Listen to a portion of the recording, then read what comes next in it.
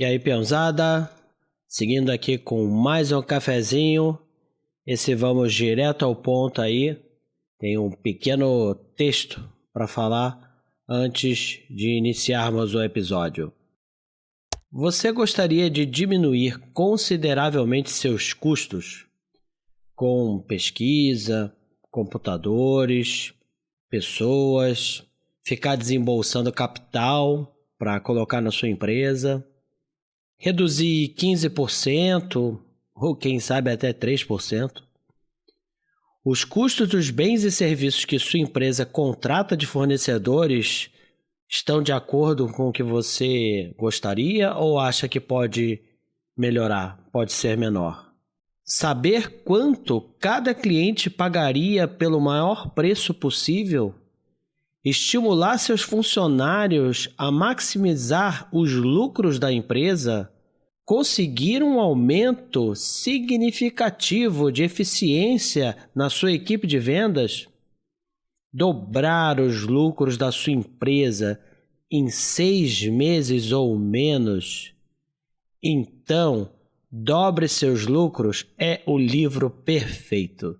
Bob Fifer, ou Fifer, mostra como maximizar seus lucros em etapas fáceis de aplicar na sua empresa. Bom, o que eu tenho para contar para vocês? Esse livro é Dobre Seus Lucros. E como o episódio central aí foi os 5 best-sellers que você não precisa ler, eu resolvi trazer no cafezinho um livro que teve uma relevância muito grande para mim nos negócios.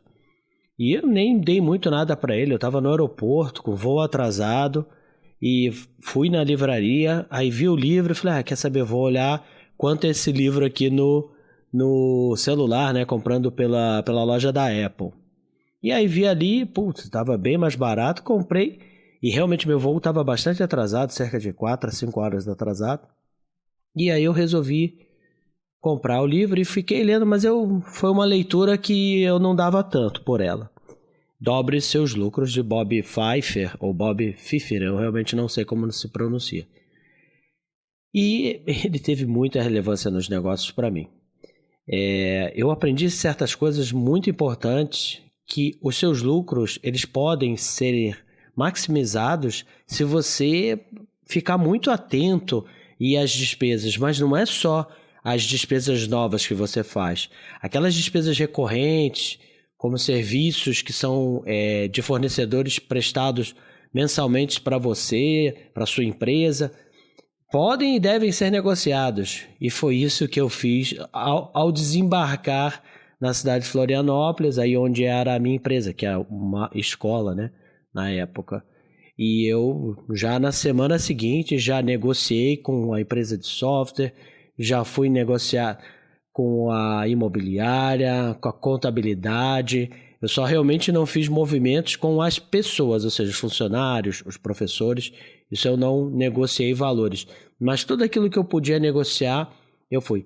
E isso deu metade de caixa de um mês inteiro, né? Durante um ano, é como se fosse um 13º, sabe? Então eu tive um 13º só fazendo essas renegociações. Teve outra coisa também, eu parti para cima com vontade da inadimplência, mas não aquele aluno que estava inadimplente e estava ali estudando, aquele que já tinha abandonado a escola e não tinha feito o distrato, né? Não tinha feito o cancelamento do contrato, e eu coloquei em empresa especializada em cobrança, ainda extrajudicial, e depois fui para o judicial e aquilo começou a se transformar numa fonte de receita, de renda, de lucro.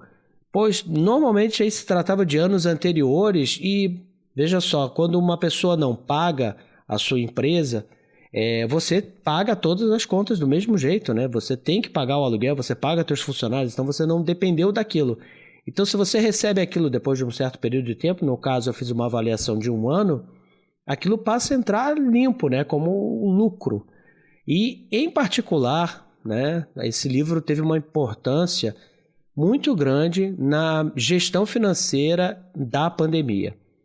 Veja assim, quando foi colocado o lockdown, e aí faço um parênteses aqui, a questão política foi, na minha avaliação, foi um desastre completo, porque ficou uma discussão política e nessa brincadeira as escolas viraram tema político, né, e não sanitário, e ficou fechado um ano a escola. E a escola era uma escola de estética, massoterapia, né, enfermagem, dentro da área de saúde, beleza?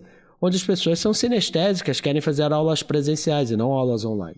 Voltando ali, logo em seguida do lockdown,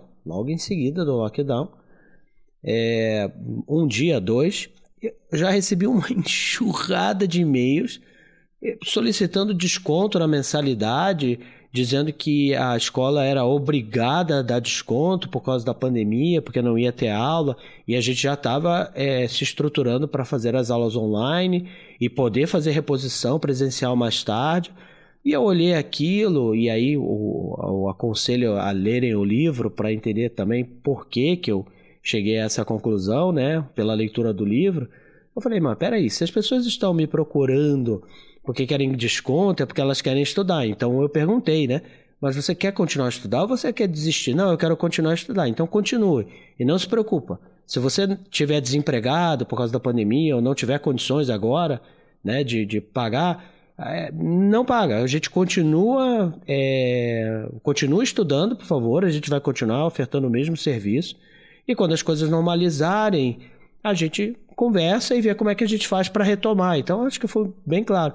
Mas mesmo assim, teve um número alto, assim, cerca de 60% dos alunos exigindo e querendo que tivesse sido feito descontos, porque as aulas estavam sendo online e tal. E aí, eu conversei com outro proprietário de outra escola, né, na mesma área, de outra cidade, e ele me perguntou, né, você está dando desconto para os alunos? Eu falei, não. Aqui eu dei geral para todo mundo, né, dei lá 50% de desconto na mensalidade. Eu falei, bom, mas aí você deu desconto na mensalidade até para quem nem está insatisfeito ou aquela pessoa que pode pagar, né? Então, eu fui muito claro olha, eu preciso que vocês paguem a mensalidade cheia, porque senão a escola fecha, entendeu? Senão a escola vai falir, porque o meu aluguel continuou igual, eu acabei conseguindo negociar o aluguel também, né? Mas ele, teoricamente, continuaria igual, mas os funcionários continuaram igual, professores continuaram igual, ou seja, a maior parte, o grosso das despesas, não teve alívio. Impostos continuaram iguais, os tributos em geral, né, continuaram exatamente, pode prorrogar, mas tinha que pagar lá na frente também. Então, fui taxado como muito duro o que eu fiz, né, de não dar nenhum desconto dentro das mensalidades, das parcelas dos alunos, e disse, preciso que você pague. E aí, aquele volume começou a cair, as pessoas começaram a pagar, e aquelas pessoas que realmente estavam com dificuldade financeira, a gente não fez nenhum tipo de cobrança. A pessoa começava em determinado momento até mostrar certa preocupação, porque a pandemia nunca acabava, né? E a gente, não, continua estudando, fica tranquilo. Quando normalizar, a gente senta e conversa. E aí, 3 meses depois que voltaram as aulas, aquelas pessoas que não tinham feito pagamentos, a gente chamou e falou, bom, e aí, vamos acertar? E a maioria dos casos foi, olha, você começa daqui, né? Então, todo esse tempo aí você esquece e aí você volta lá de onde parou. Então você tinha pago 4 mensalidades, você passa a pagar agora a partir dessa retomada a 5ª.